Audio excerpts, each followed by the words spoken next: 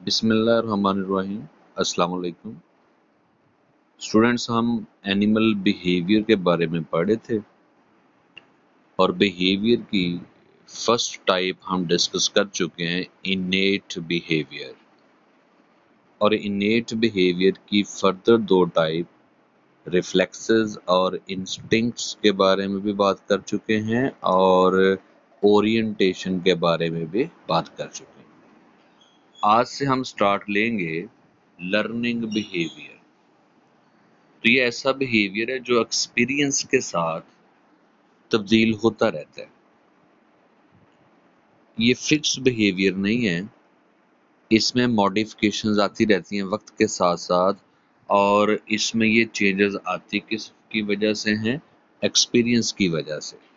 जैसे जैसे फ्रीक्वेंटली मुख्तलिफ तरह की सिचुएशन से पाला पड़ता रहता है, मुख्तलिफ तरह की सूरत हाल से, हालात से पाला पड़ता रहता है, उस लिहाज से इस बिहेवियर में तब्दीलियां आती रहती हैं।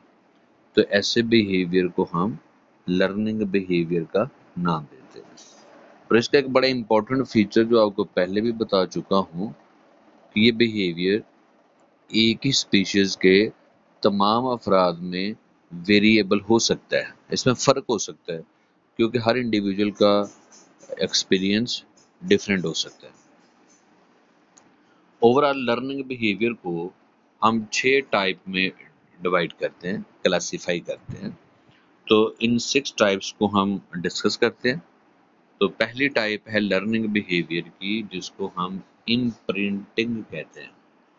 अब देखिए, इम्प्रिंटिंग का लफ्ज़ी मतलब होता है कोई चीज़ याद रह जाना या ज़हन पे नक्श हो जाना। ये तो लफ्ज़ी मतलब है इम्प्रिंटिंग का। अब साइकोलॉजी में या एनिमल बिहेवियर की टर्मिनोलॉजी में इम्प्रिंटिंग का मतलब क्या है? इम्प्रिंटिंग का मतलब क्या है कि कोई भी एनिमल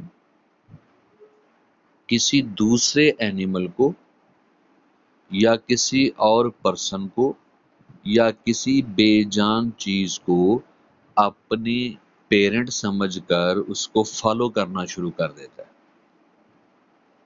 इसी को कहते हैं इम्प्रिंटिंग। और ये सबसे वेल डेवलप्ड जो बिहेवियर है ना, ये वाला, ये आपको मिलेगा खास तौर पे बर्ड्स के अंदर। वो बर्ड्स में चिक्स हैं, मुर्गी के चूजे हैं, या डकलिंग बतख के बच्चे हैं, तो इनके अंदर आपको ये मिलेगा। और ख़ास तौर पे उन तमाम बर्ड्स में ये बिहेवियर मिलता है जिसको आप प्रिकॉशियल बर्ड्स कहते हैं। देखिए, हम ये नहीं कह रहे कि ये सिर्फ बर्ड्स में मौजूद है, ये थोड़ी सी इसकी फॉर्म जो है ये ह्यूमंस में भी मौजूद है, फिर इसके अलावा ये डॉग्स में भी मौजूद है, दूसरे एनिमल्स में भी मौजूद है। लेकिन सबसे ज़्यादा ये बेस्ट वे में ये बिहेवियर कहाँ पे शो होता है? प्रिकॉशियल बर्ड्स में। अब ये प्रिकॉशियल बर्ड्स बेटा वो होते हैं जो अंडे में से निकलने के बाद, हैचिंग के बाद, जब ये चूजे अंडे से बाहर आते हैं परिंदों के, तो चूजों से बाहर निकलते ही ये पूरी तरह अपने ऊपर ही डिपेंडेंट होते हैं, ये मदर पे डिपेंड नहीं करते। यानी अंडे से बाहर आते ही ये बिल्कुल एक्टिव होते हैं, सही तरह खड़े हो सकते हैं, सही तरह चल सकते हैं और अपनी फूड खुद सर्च कर लेते हैं, सेल्फ डिपेंडेंट होते हैं। जैसे मुर्गी के चूजे जब अंडे से बाहर आते हैं ना, कभी नहीं आपने देखा होगा कि मुर्गी ने खुद अपनी चोंच में कोई चोगा पकड़ के, फूड पकड़ के तो चूजे के मुंह में डाले हो। ये है प्रिकॉशियल बर्ड, जो अंडे से बाहर आते ही फुली डेवलप होते हैं, इनकी बॉडी के ऊपर फीदर्स मौजूद होते हैं, तो ये फौरी तौर पे जो है मूव करने के काबिल होते हैं और फौरी तौर पे अपनी फूड तलाश करके खुद इसको खाना शुरू कर देते हैं। ऐसे बर्ड्स को हम प्रिकॉशियल बर्ड्स कहते हैं। अब जब ये अंडे से बाहर निकलते हैं ना, तो वो थोड़ा एक टाइम पीरियड होता है, चंद आवर्स का भी, घंटों का भी हो सकता है, चंद डेज का भी हो सकता है। उस दौरान इनके सराउंडिंग एरिया में कोई भी चीज मौजूद हो, कोई भी पर्सन मौजूद हो, कोई भी एनिमल हो, ये उसकी शक्ल, इनकी शक्ल इनके जहन पे नक्श हो जाती है, उसकी शेप।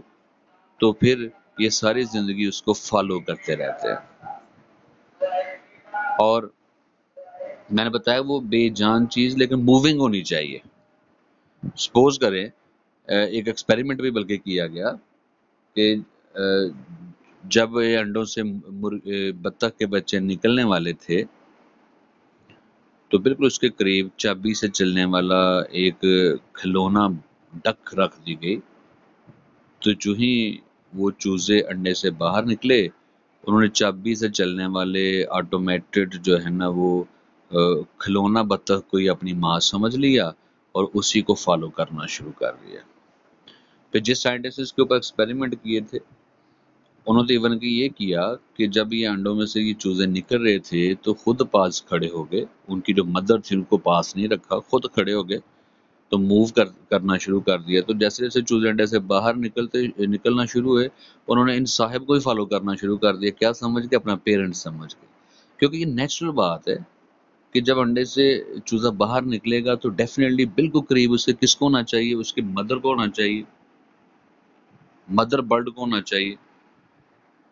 तो उस वक्त अगर मदर बर्ड पास मौजूद नहीं होगी तो कोई भी हिलती बेजान चीज हो, कोई इवन के ह्यूमन बीइंग हो या किसी और स्पीशीज का एनिमल हो, तो ये उसको अपना ही पेरेंट, अपनी ही मदर समझ के फॉलो करना शुरू कर देते हैं। इवन कि इंसानों में आपने देखा होगा कि जो बहुत छोटे उम्र के बच्चे होते हैं, जो घर में से उनको ज्यादा उठाता है, ज्यादा उनके साथ खेलता है, ज्यादा उनके साथ टाइम पास करते हैं, वो उसके साथ ज्यादा इम्प्रिंटेड हो जाते हैं, उनकी मौजूदगी में वो खुश रहते हैं, क्योंकि सब कॉन्शियस में कहीं भी इम्प्रिंट हो गया कि शायद इनके पेरेंट हैं। इसी तरह जो घरों में हम एनिमल पालते हैं, वो जितनी छोटी उम्र के एनिमल होंगे ना, तो उनको सुधारना या उनको टेम करना वो हमारे लिए उतना आसान होता है। उसकी वजह क्या होती है कि वो इम्प्रिंटिंग के प्रोसेस से गुजरे होते हैं, इम्प्रिंटिंग के प्रोसेस से गुजरे होते हैं। तो इम्प्रिंटिंग बिहेवियर क्या है जी? कि आफ्टर हैचिंग कोई भी एनिमल या आफ्टर बर्थ किसी पर्सन को, किसी और एनिमल को या मूविंग इन एनिमेट ऑब्जेक्ट, बेजान चीज को अपनी मदर समझ के, अपना पेरेंट समझ के उसको फॉलो करना शुरू कर देते हैं। तो इस बिहेवियर को आप इम्प्रिंटिंग बिहेवियर कहते हैं। बहुत सारे एनिमल्स में ये बिहेवियर मौजूद है, लेकिन मोस्ट वेल डेवलप्ड ये किन बर्ड्स के अंदर पाया जाता है बिहेवियर? प्रिकॉशियल बर्ड्स के अंदर। लर्निंग बिहेवियर की हमारे पास एक और टाइप आ गई, हैबिचुएशन।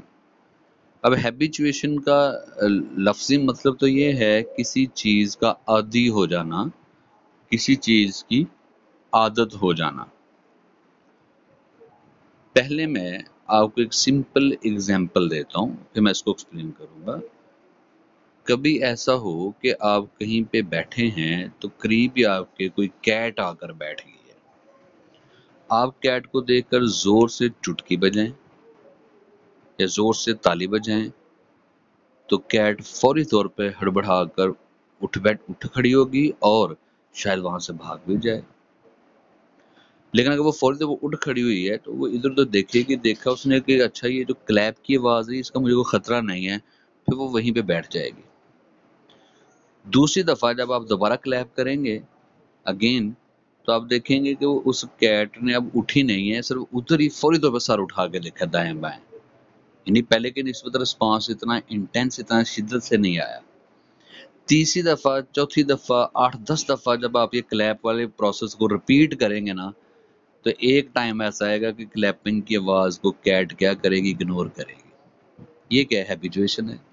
तो हैबिचुएशन क्या है फिर?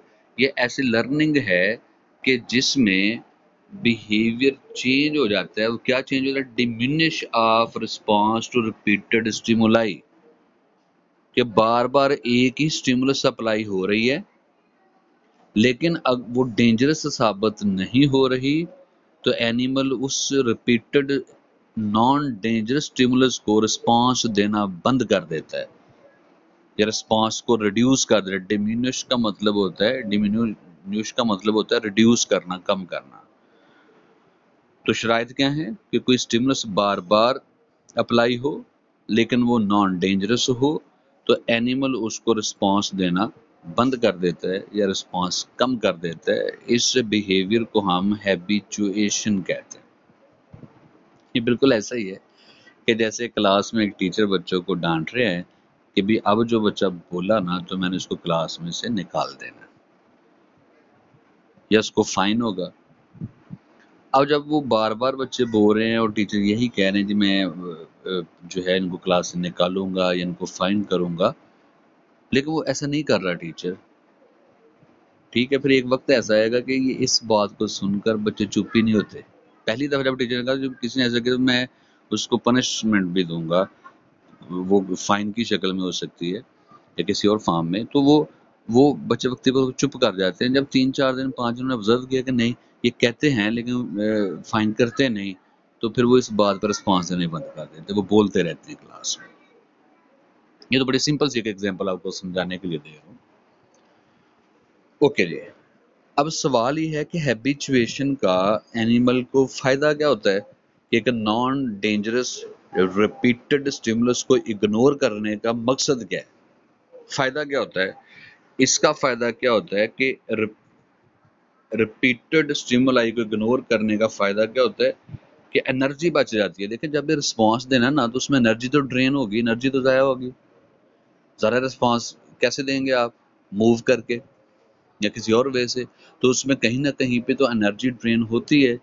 तो जब बार बार बिल्कुल एक बे जो है यूजलेस ट्राइवियल पर्पस के लिए बार बार रिस्पॉन्स देने का मकसद कोई नहीं, इस तरह बिल्कुल ऐसी नॉन डेंजरस स्टिमुलाई को रिस्पॉन्स देना बंद कर दिया जाए तो एनिमल की एनर्जी क्या हो जाती है, सेव हो जाती है, एनर्जी बच जाती है उसमें। अब इसकी एक एग्जांपल है जी। पहली एग्जांपल है जी, एक साइंटिस्ट एक्सपेरिमेंट किया जिन्होंने शीशे की ना एक प्लेट ली, बड़ी सी ये ग्लास प्लेट।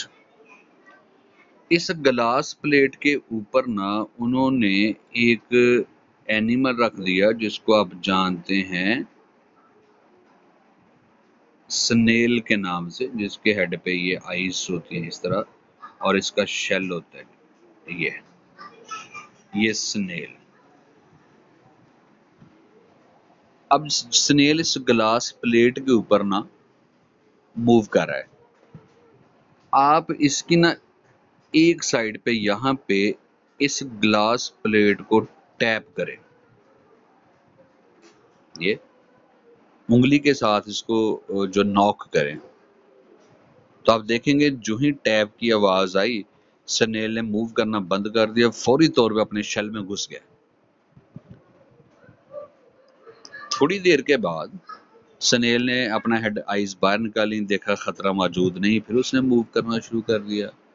आप फिर ग्लास प्लेट को टैप करें, अब स्नेल वापस शेल में जाएगा लेकिन उस स्पीड के साथ नहीं जाएगा जिस स्पीड के साथ वो पहले गया था, क्योंकि उसने कहीं पे थोड़ा सा लर्न किया कि अच्छा पहले भी आवाज आई थी लेकिन कोई खतरा नहीं था। जब बार बार यही काम करेंगे एक वक्त ऐसा आएगा अब जितना मर्जी ग्लास प्लेट को आप टैप करेंगे ना तो स्नेल कीप ऑन मूविंग, ये मूव करता रहेगा। और कीप ऑन मूविंग का मतलब ये है कि इसने सीख क्या लिया, हैबिचुएट हो गया कि अच्छा ये टैप की जो आवाज़ आ रही है ना ये किसी तौर पे भी खतरनाक नहीं, तो इसको बार बार शेल में घुसकर अपनी रफ्तार भी कम करने की ज़रूरत नहीं है और अपनी एनर्जी भी ज़ाया कम करने की ज़रूरत नहीं है। तो ये है जी हैबिचुएशन। इसी तरह से एक और एग्जांपल आपके सामने पेश करते हैं। आपने देखा होगा ये जो रोडेंट्स होते हैं ना, गुलहरियाँ, चूहे वगैरह, ये आम घरों में हो ना तो हल्की सी भी आवाज़ सुन के या आम किसी जगह पे हूँ तो किसी ह्यूमन को देखकर या हल्का सा कोई खटखटा सुनकर ये वहाँ से भाग जाते हैं, छुप जाते हैं। लेकिन जो बड़े शहरों में या किसी मसरूफ सड़क के पास पार्क है, जहाँ ऐसी सड़क जहाँ से बहुत ज़्यादा ट्रैफिक गुजरती है और या पार्क के अंदर बहुत चहल पहल है, वहाँ पे ये गुलहरियाँ जो है ना वो किसी भी आवाज़ से नहीं डर रही। क्यों? बाहर गाड़ियों का शोर है, अंदर पार्क में चहल पहल है, बच्चे खेल रहे हैं, वहाँ पे आवाज़ें हैं, शोर शराबा है, लेकिन वहाँ भी ये गिलहरियाँ जो है ना ये भागने का रिस्पॉन्स क्यों नहीं दे रही बार बार।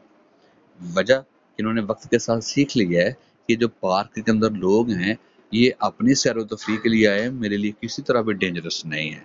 उसके आसपास से लोग गुजरे हैं लेकिन वो गिलहरियाँ बिल्कुल नहीं डर रही।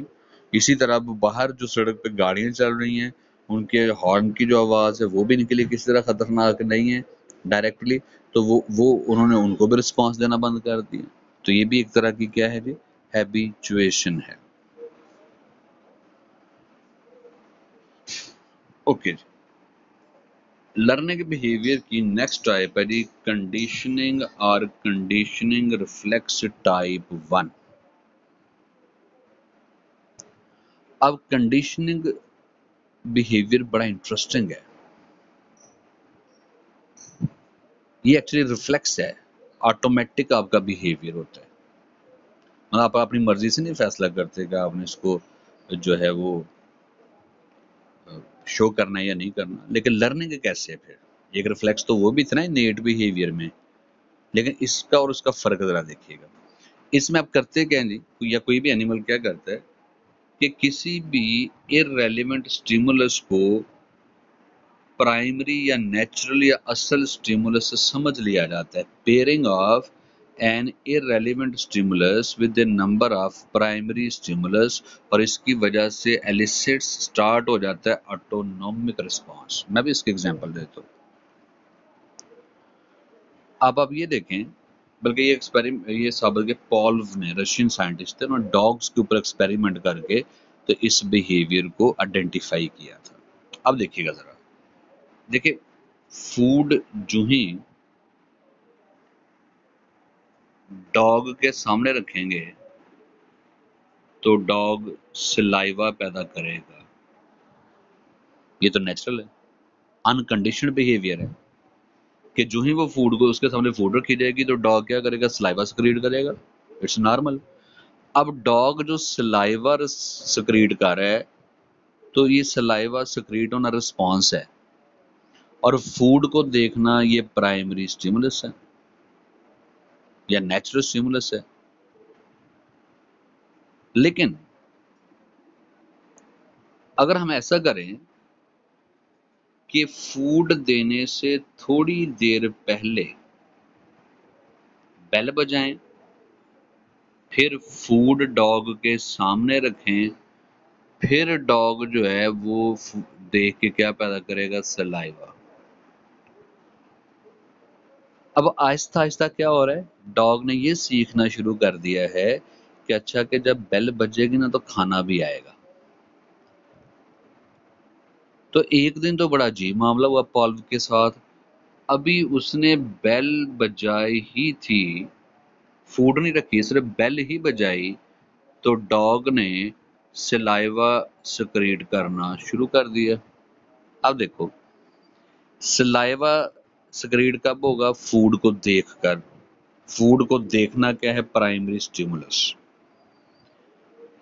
अब बेल का बजना ये तो इररेलेवेंट स्टिमुलस है ना, ये कैसे हो सकता है कि बेल की आवाज सुनकर सलाइवा पैदा हो जाए। तो यहाँ पे हुआ क्या कि वक्त के साथ साथ उसकी ट्रेनिंग हो गई, कंडीशनिंग, उसकी ट्रेनिंग हो गई कि बेल की आवाज का मतलब खाना आएगा, और उसने ये सीख लिया कि जब भी बेल बजेगी तो बिफोर टाइम ही सलाइवा सिक्रीट होगा, क्योंकि उसने बिल्कुल एक ही रेलेवेंट स्टिमुलस को क्या समझ चुका है, असल समझ चुका है। तो ये क्या है जी बच्चों, ये है कंडीशनिंग रिफ्लेक्स टाइप 1। रिफ्लेक्स इसलिए बेटा कह रहे हैं कि ऑटोमेटिक रिस्पॉन्स आ रहा है, सलाइवा पैदा होना मर्जी नहीं है, ऑटोमेटिकली पैदा होता है, ऑटोनॉमिकली पैदा होता है। लेकिन इसको कंडीशनिंग क्यों कह रहे हैं कि सलाइवा सिक्रीशन के लिए नेचुरल की बजाय एनिमल किस पे ट्रेंड हो गया, इररेलेवेंट स्टिमुलस के ऊपर। तो इररेलेवेंट स्टिमुलस को नेचुरल स्टिमुलस समझकर रिस्पांस देने को हम कौन सा बिहेवियर, लर्निंग बिहेवियर कहते हैं। इसको हम कंडीशनिंग रिफ्लेक्स टाइप 1 कहते हैं। मैं इसकी फिर एक एग्जांपल देता हूं, सिंपल। फर्स्ट करें कि एक टीचर हैं, क्लास में आपको पढ़ा रहे हैं, तो उनकी एक आदत है कि वो मार्कर जब लेक्चर ख़त्म करते हैं तो मार्कर वो डाइस पे रख के बुक बंद करने के बाद वो कहते हैं जी आज का लेक्चर ख़त्म हुआ। ये उनकी आदत है टीचर को भी। अब बच्चों ने क्या सीखना है, डेवलप होना शुरू हो गई है कि जो ही ये मार्कर डाइस पे रखते हैं या बुक अपनी बंद कर देते हैं, इट मीन लेक्चर खत्म हो गया। अब एक दिन क्या हुआ कि इत्तेफाक से लेक्चर के दौरान ही उन्होंने मार्कर बंद करके डाइस पे रख दिया और बुक अपनी बंद कर दी। तो बच्चों ने भी अपनी बुक बंद करके बैग में डाल दी। टीचर ने पूछा ये भी क्या? उन्होंने कहा जी सर लेक्चर खत्म हो गया। उन्होंने कहा जी मैंने तो कहा ही नहीं। तो उन्होंने कहा जी आप तो ऐसे ही करते हैं। हालांकि एक्चुअली लेक्चर खत्म होने का इंडिकेशन का जब टीचर बोलेंगे कि लेक्चर खत्म हो गया तो ये था प्राइमरी स्टिमुलस। लेकिन अब बच्चों ने कंडीशनिंग ट्रेनिंग क्या डेवलप कर ली है कि जब ये मार्कर डाइस पे रख देते हैं या फिर ये बुक बंद कर देते हैं तो ये निशानी समझ ली कि ये लेक्चर खत्म हो गया।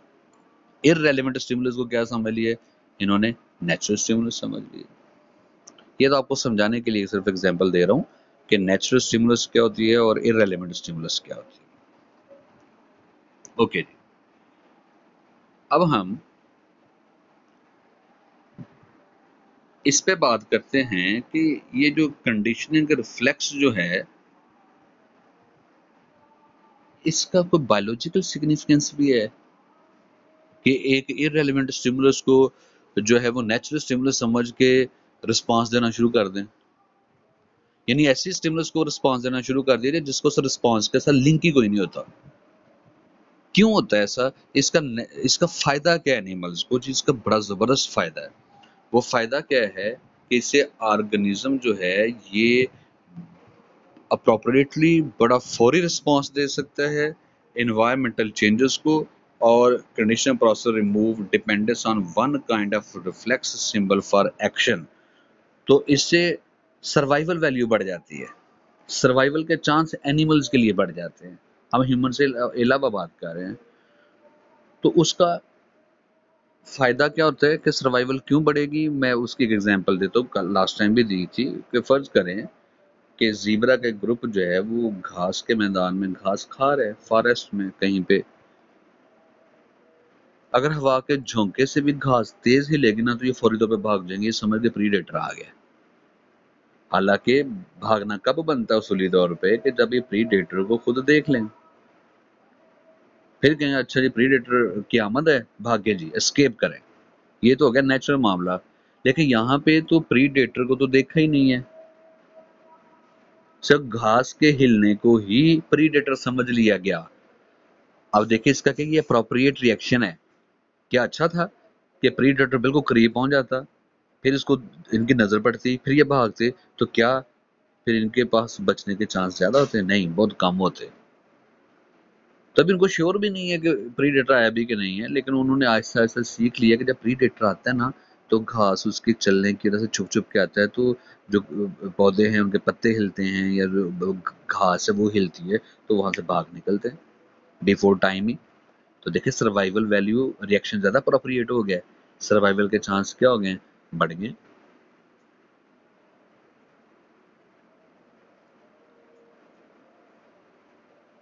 तो ये सारा मामला एक्चुअली क्यों है कि एनिमल्स की सर्वाइवल चांसेस क्या हो जाए? बढ़ जाए।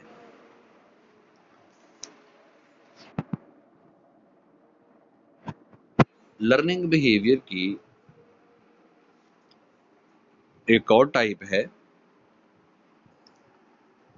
Latent learning. बल्कि इससे पहले आई थिंक सो एक और टाइप होगी, मैं जरा चेक कर लूँ, वो शायद मिस है, मैं देखता हूँ जरा एक मिनट। हाँ सॉरी, लेकिन लेटेंट लर्निंग क्या होती है? लेटेंट लर्निंग ये होती है कि यहाँ पे भी आप इन डिफरेंट स्टिमुलाई को नेचुरल स्टिमुलस समझ लें और बगैर किसी रिवॉर्ड के लर्निंग करें। सिंपल आप ये याद रखें कि बगैर किसी रिवॉर्ड के अगर कोई चीज़ लर्न करता है कोई एनिमल, उसका बिहेवियर मॉडिफाई होता है बगैर किसी रिवॉर्ड के, फायदे के, किसी अचीवमेंट के लालच के बगैर। तो वो जो भी चीज़ अपने बिहेवियर को मॉडिफाई करता है तो उसको हम क्या कहते हैं? Latent learning. मैं इसकी एक एग्जांपल देता हूँ। उसके लिए एग्जांपल ये है कि जी आप एक बनाएंगे मेज़, ये उर्दू वाला मेज़ नहीं है जी, मेज़ जो है, कभी आपने देखा है कि अखबारात पे जो है ना, वो एक पज़ल आता है जी, रास्ता तलाश करें। वो भूल भुलैयों सा कॉम्प्लेक्स पाथ पैसेजेस का एक नेटवर्क बना होता है, उसको हम मेज़ कहते हैं। रास्ता तलाश करने वाले जैसे वो कॉम्प्लेक्स रास्ते बने होते हैं, उस तरह का शीशे का, लकड़ी का एक मेज़ बनाया जाता है, पज़ल बनाया जाता है, उसमें एक रैट को छोड़ दिया जाता है। अब रैट इस पज़ल में दाखिल हो के ना, तो वॉन्डरिंग कर रहा है, घूम रहा है, ठीक है, वो रास्ता तलाश कर रहा है, उसको रास्ता मिल जाता है, वो वहां से बाहर निकल आता है। अब दूसरी दफा जब आप इसको दोबारा इसी भूल भुलैयों में छोड़ेंगे, पजल में छोड़ेंगे ना, मेज के अंदर, तो ये दोबारा रास्ता तलाश कर लेगा, थोड़ा जल्दी कर लेगा। तो ये लर्निंग है। लेकिन यहाँ पे देखें कि उसको ये नहीं था कि रास्ता तलाश कर लूंगा, उधर से निकलूंगा तो मुझे को फूड मिलेगी या कुछ, विदाउट एनी पेटेंट रिवॉर्ड, किसी स्पेसिफिक नाम के लालच के बगैर अगर आप अचीवमेंट्स करते हैं, कोई एनिमल अपना जो है लर्निंग कर लेता है, तो उसको आप क्या नाम देते हैं? Latent learning. एक्चुअली होता यहाँ पे क्या है कि इसमें आपका सब कॉन्शियस जो है ना, वो आपका जो लाशऊर है, उसमें चीज़ें याददाश्त में जमा होती रहती हैं, तो वो आपकी लर्निंग बनती जाती है। हालांकि आपको नहीं पता होता कि इसका आपको अल्टीमेटली बेनिफिट क्या मिलेगा, नहीं, आप सीख रहे होते हैं। लेकिन अगर आप इसी पजल को इस तरह से करें कि एक पजल की एंट्री पॉइंट है, एग्जिट पॉइंट है, यहाँ पे ना एक पीस ऑफ केक रख दें आप। अब रैट को इस पजल में आप छोड़ेंगे ना, तो पहली दफा तो रैट जब इस सेंटर से निकलेगा ना, पहली दफा जो उसने लर्न किया ना, वो होगी लेटेंट। लेकिन जब इधर निकले, उसको पीस ऑफ केक मिला ना, अब दूसरी दफा रैट को आप छोड़ेंगे ना, वो दोबारा अब जब रास्ता तलाश कर रहा है ना, अब उसके ज़हन में रिवॉर्ड है, उसके ज़हन में है कि अच्छा वो कहीं पे ना केक मिलना है, वहां पे मुझे केक मिला। अब वो अब जो लर्न कर रहा है ना, रास्ता तलाश करने के लिए कोशिश कर रहा है, गलती कर रहा है, फिर दोबारा कोशिश कर रहा है, जिसको हम कहते हैं ट्रायल एंड एरर। तो इस तरह के बिहेवियर को हम लेटेंट की बजाय फिर क्या कहते हैं? ऑपरेंट कहते हैं। ऑपरेंट लर्निंग आपके टेक्स्ट बुक में मेंशन है। लेटेंट लर्निंग में और ऑपरेंट लर्निंग में सिमिलरिटी ये है कि इसमें हम किसी भी पजल को सॉल्व करते हैं, किसी भी अपने बिहेवियर को मॉडिफाई करते हैं। फ़र्क सिर्फ क्या है कि अगर ये सारी लर्निंग हम विदाउट एनी बेनिफिट या रिवॉर्ड के कर रहे हैं, तो ये लेटेंट लर्निंग है। और अगर किसी बेनिफिट के लिए, किसी रिवॉर्ड के लिए, किसी इंसेंटिव नाम के लालच में हम ये कर रहे हैं, कोई गोल हम अचीव करना चाह रहे हैं, तो ये आपके लिए क्या होगा? ये होगा आपके लिए ऑपरेंट लर्निंग। तो फर्क सिर्फ किसका जी? रिवॉर्ड का जी। लर्निंग बिहेवियर की लास्ट एग्जांपल हमारे पास बड़ी दिलचस्प है जी, इनसाइट लर्निंग। इनसाइट का लफ्ज़ी मतलब होता है हिकमत, अक्ल, दानिशमंदी, सोच बचार करना। और ये बिहेवियर आपको एनिमल किंगडम में या ह्यूमंस में मिलेगा, तो या फिर चिंपैंजी में मिलेगा, highly well developed.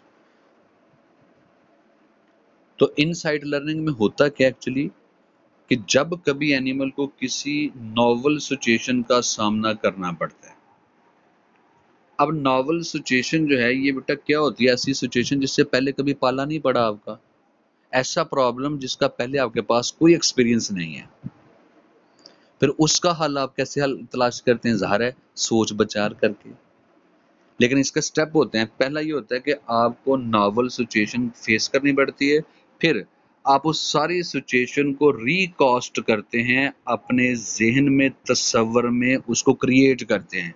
Recasting on imagination, ख्यालों ही ख्यालों में आप ना उसको रिकास्ट कर रहे होते हैं बार बार। अच्छा ये होगा तो फिर इसका हल क्या होगा, ये होगा तो फिर क्या होगा, मतलब आप अपने तस्वरात में, सोच बचार में, रीजनिंग, अपने ही दिमाग में दलाइल के साथ इसको हल कर रहे होते हैं। और अल्टीमेटली आप किसी सोल्यूशन पे पहुंच जाते हैं। अगर वो हल मुनासिब ना हुआ, तो फिर आप ट्रायल एंड एरर पे जाएंगे, फिर दोबारा कोशिश करेंगे। तो बार बार अपने ज़हन में तस्वर ही तस्वर में सोच बचार करके, हिकमत, दानिशमंदी, अक्लमंदी, बेटा इसे ही कहते हैं एक्चुअली। कि कोई भी सिचुएशन है जो पहले कभी आपको फेस नहीं करनी पड़ी, तो वो आप जो है अपने ख्यालों में, इंट्यूशन में, इमेजिनेशन में उसका तसव्वुर करें और फिर उसका हल तलाश करने की कोशिश करें और अपने कंसेप्ट्स भी साथ अप्लाई करें। कंसेप्ट्स मीन ज़ाहिर है कि इससे मिलती जुलती जो सिचुएशंस होंगी वो आपने अखबारात में पढ़ी होंगी, किसी मूवी में देखी होंगी, तो या कहीं से सुना होगा, वो भी साथ साथ अप्लाई करते हैं। अच्छा वो सिचुएशन ऐसी थी, तो अगर थोड़ा सा फ़र्क है, मैं यहाँ पे ऐसे करूँ तो ये ऐसे हल हो जाएगा। ठीक हो गया। तो पहला स्टेप क्या होता है, नावल सिचुएशन फेस करना पड़ी। दूसरा स्टेप क्या होता है, आप रिकॉस्टिंग करते हैं, ख्यालों ही ख्यालों में इसका हल तलाश करते हैं, कंसेप्ट अप्लाई करते हैं, इससे मिलती जुलती सिचुएशन जो है वो भी साथ अप्लाई करते हैं कि उन्होंने क्या किया था, मुझे क्या करना चाहिए, और अल्टीमेटली आप सोल्यूशन पे पहुंच जाते हैं। ये इनसाइट लर्निंग है, इसे कहते हैं अक्लमंदी, दानिशमंदी, बसीरत, हिकमत। अब ये एक्सपेरिमेंट जो है ना वो परफॉर्म किया था मिस्टर कोलर ने और चिंपैंजी पे। उसने क्या किया कि उसने एक बड़ा सा कमरा था, ऊंची छत वाला, उसमें ना चिंपैंजी को बंद कर दिया। कुछ लकड़ी के बॉक्स इधर, कोई एक बॉक्स इधर लकड़ी का रख दिया, फिर स्टिक्स के छोटे छोटे टुकड़े कमरे में बखेर दिए फर्श के ऊपर, और रस्सी के टुकड़े भी छोटे छोटे यहाँ पे रख दिए, और छत के साथ इसने फ्रूट लटका दिए, चॉइस पीस फ्रूट, यानी कि चिंपैंजी का पसंदीदा फल बनाना है, केला है, उसने छत के साथ लटका दिया हुक के साथ। अब चिंपैंजी ने पहले तो जंप करके इस फ्रूट को पकड़ने की कोशिश की कि उसका फेवरेट फ्रूट है, उसको भूख भी लगी हुई थी, लेकिन वो नहीं पहुंच सका।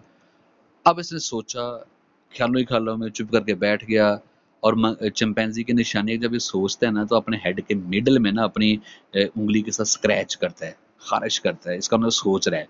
तो इसने सोचा, फिर उसने क्या किया, उसने जो लकड़ी के बॉक्स बिखरे हुए थे ना, उन दो बॉक्स को ऊपर नीचे ढेर करके ना, तो उनके ऊपर खड़ा होकर जंप लगाया, तो फिर भी फ्रूट तक नहीं पहुंचा। देखिए उसने एक सोल्यूशन ढूंढा है लेकिन कामयाब नहीं हुआ।